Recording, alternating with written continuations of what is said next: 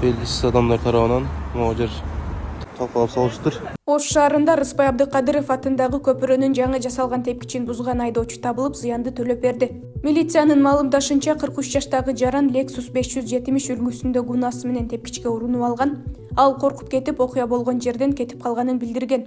Биз аны ушул Кыргыз Республикасынын жолдо жүрүү эрежелеринин талаптарын бузуп, жана авариялык кырдаал түзүп, материалдык чыгым келтиргендиги үчүн 5500 сом мөлчөрүндөгү андан чыгымдан сырткары дагы биз жазалар салдык. Анткени бул жол кысырын жасап жатпайбы?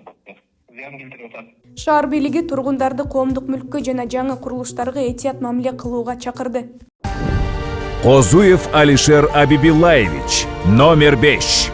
Сиздин добушуңуз менин жоопкерчилигим.